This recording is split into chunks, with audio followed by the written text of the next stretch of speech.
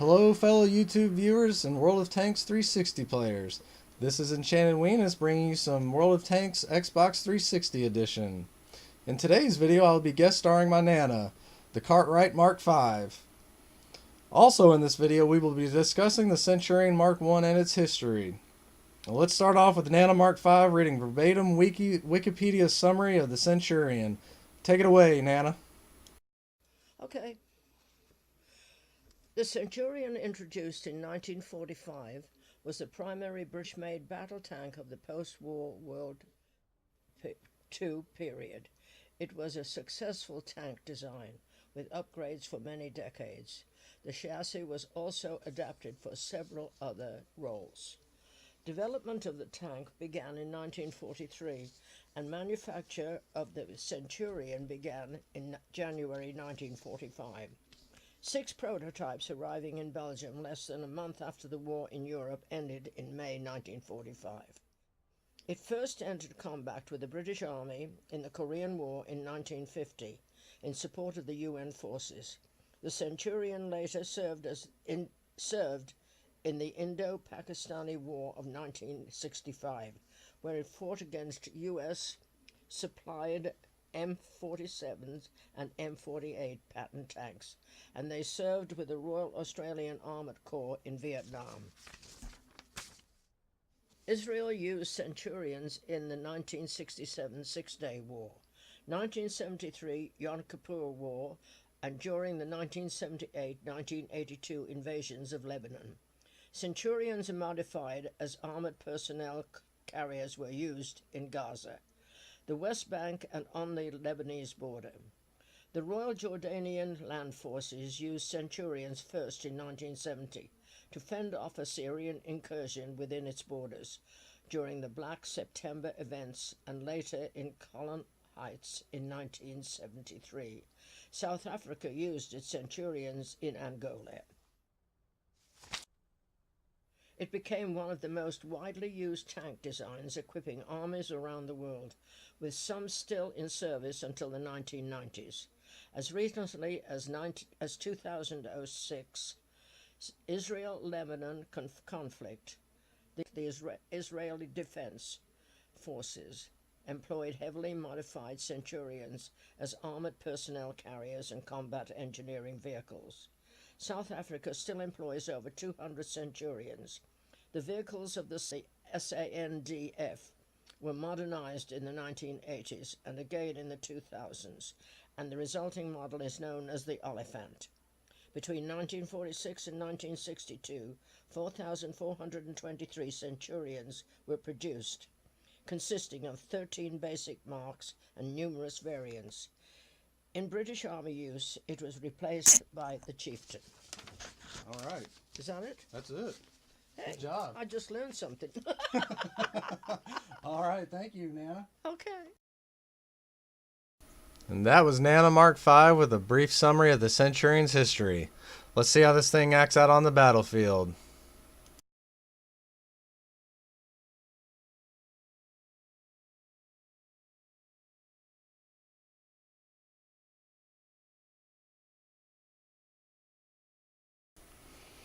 Now, this tank is by far my most favorite tank of the game so far. Granted, I haven't unlocked the Centurion 7.1 yet, and I've heard that it's astronomically greater than the Centurion 1, which is pretty cool because this tank is awesome.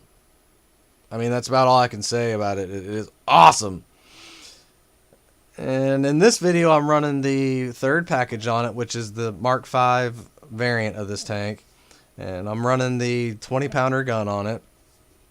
And as you can see here, I'm posting up on the hills right here on this this particular map. And the reason for this is because this tank was designed to penetrate enemy armor at long ranges, and it does that in this game.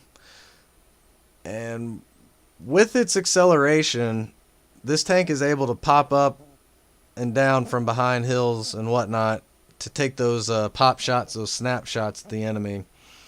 So right here, I'm looking for some opportunities. I'm hoping that the enemy is trying to engage us on this side of the map. So I'm just gonna post back, do some Overwatch, wait to see how the flow of the battle unravels here.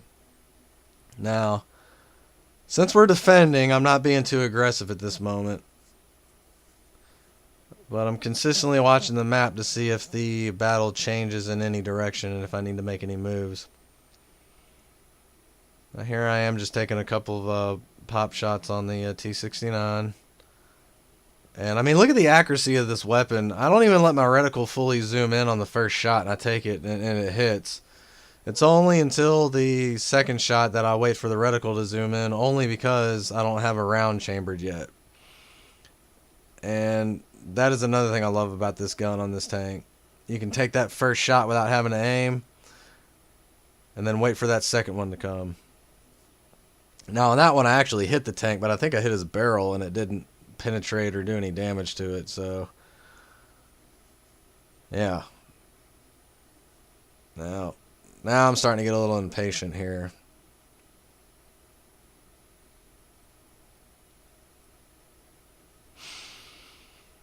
So my buddy and I that I'm playing with, platooned up with, is Big Nasty. Now him and I work very well together as a team, especially when we're running mediums, or if I'm running a scout and he's running a destroyer. I mean, we just do work. So I'm going to take a quick shot on this scout, see if I can hit him, but I didn't. And Nasty and I agreed that we wanted to take on this 34 because two mediums that are fast reloading with good maneuverability against one heavy, oh, it's a win-win every time. So Nasty's moving up around the right side of this pillbox. He takes a shot and bounces, I believe. So I come up on here, ask where the tank is pointed. He says it's not pointed at me. I decide to engage, and I just sit there and take a hit.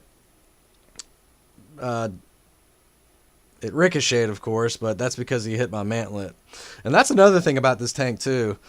The mantlet on this tank has... Let me check my notes here and see what the armor thickness is of that mantlet. It is... I think it's 165. That might be too much. Where do I have it? Yeah, oh yeah, I was right. Yeah, it has 165 millimeters of front armor. Now, this tank also has excellent angling on the top of the turret, so this tank will bounce shots.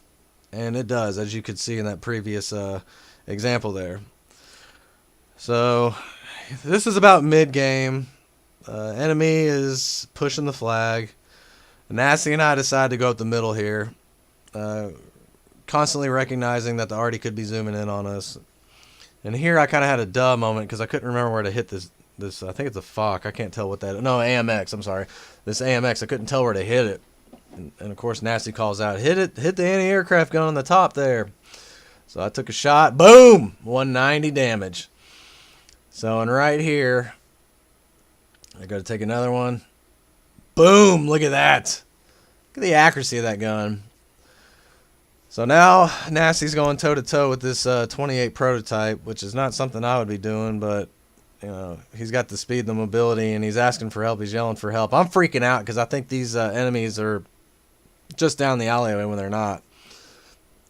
So he says, take a shot, take a shot. I'm about to die. Boom! Hit the T-28 for 1 hit point. Heck, I could have ran him. I should have ran him, but I didn't rammed him. I didn't know how much health he had.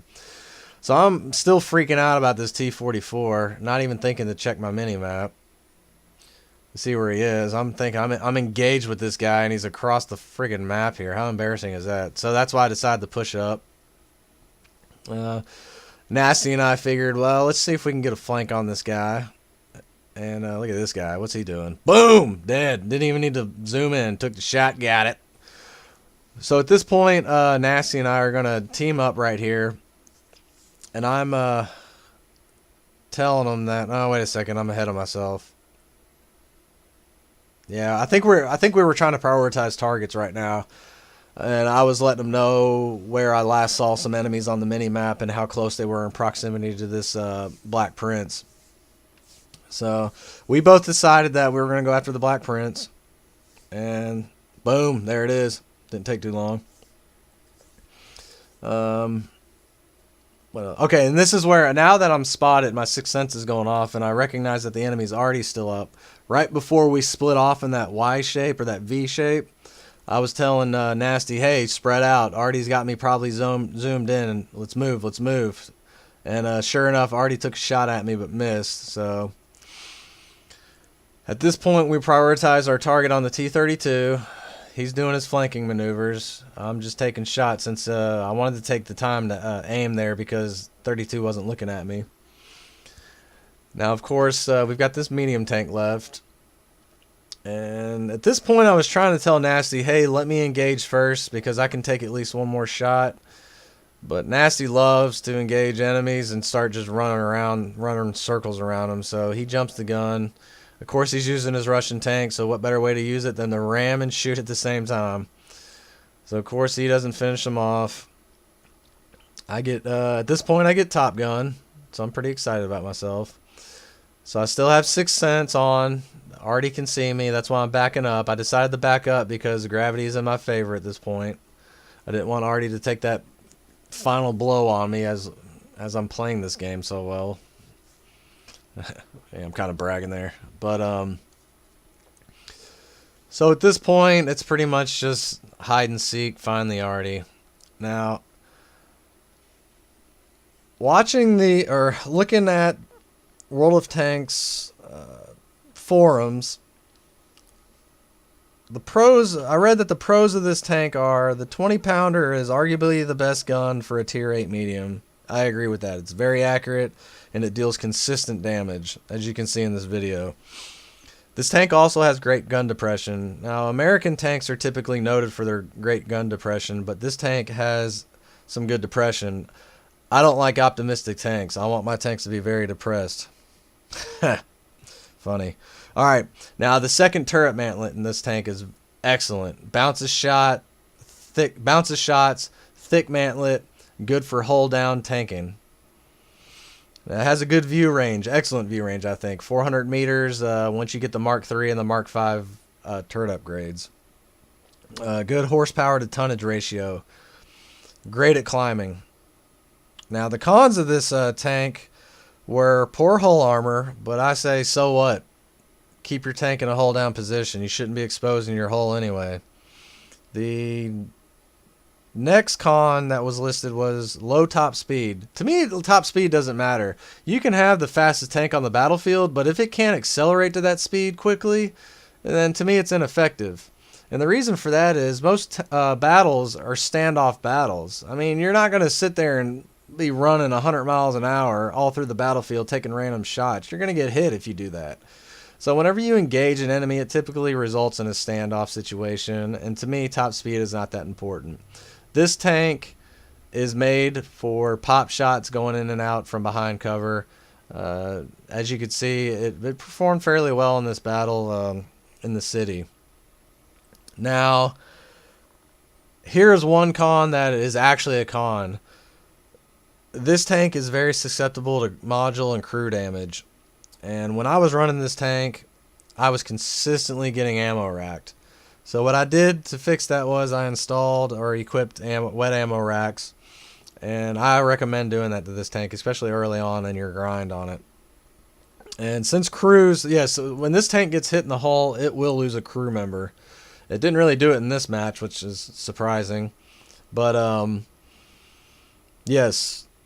So my recommendation for crew perks would be Jack of all trades, because you're going to lose crew members early on in the grind. And safe stowage if you don't feel like spending the credits to get the wet ammo rack. Or why not put both of them on there? So, those are my recommendations of this tank. And that about wraps it up for the Centurion Mark 1. Alright, YouTube, this has been Enchanted Wenis with World of Tanks 360 action. And see you out on the battlefield. Thanks for watching.